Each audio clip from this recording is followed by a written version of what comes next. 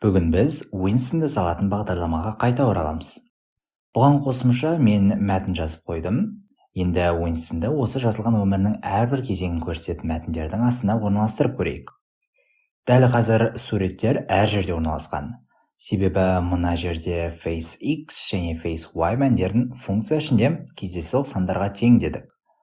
Мұның орнына біз бағдарламаға мына Winston'ды мына жерге орналастыр деп айтқымыз келеді.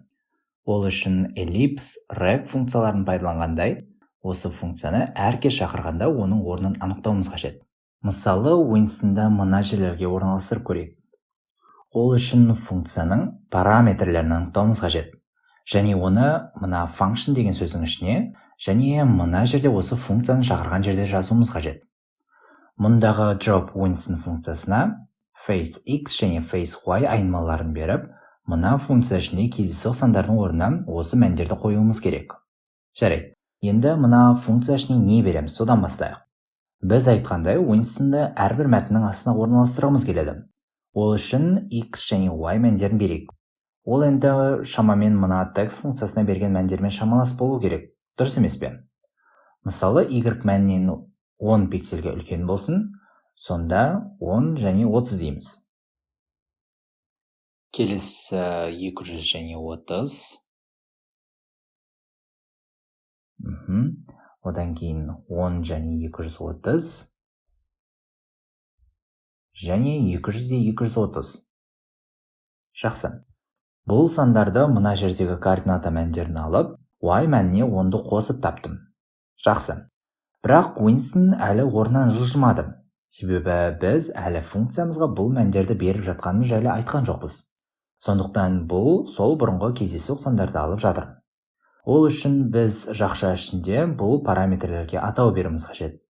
Енді face x және face y айнымаларын функция ішінде пайдаланып жатқаннан кейін, дәл осылай face x және face y дейік. Жақсы. Осылайша кодты өзгертпей-ақ қойсақ та болады. Бірақ әлі де ештеңе өзгерген жоқ.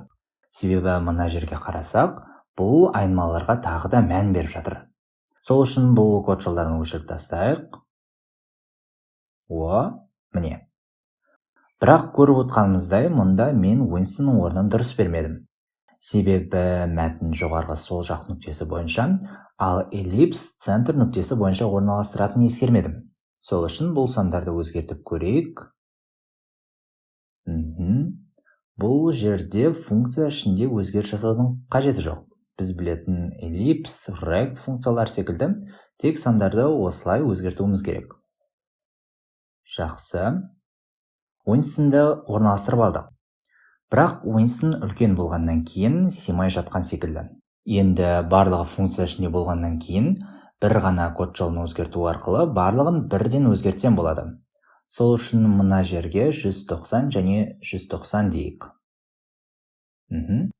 Енді мұны тағы да дұрыстап жіберейік. Жақсы. Енді тағы да бұл кодқа шолу жасап жіберейік.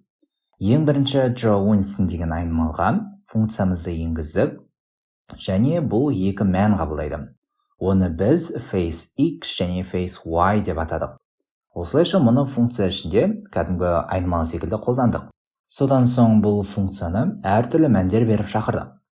Міне, енді сіз функцияны толығырақ түсіндіңіз. Дәл осылай бірнеше рет қолданамыз-ау деген кодты функцияға айналдырып, тіпті оны кішкентай өзгерістер жасау үшін осылай параметрлерді пайдалансақ болады. Бұл бір ас мәзір секілді. Егер бір емес 4 Winston'ды тамақтандыратын болсаңыз, сіз барлығын қайтадан бастамай, оның орнына жай ғана ең бірінші мәзірді алып, құрамын 4-ке көбейтсеңіз болады. Сіз енді функция жайлы біраз нәрсе білесіз.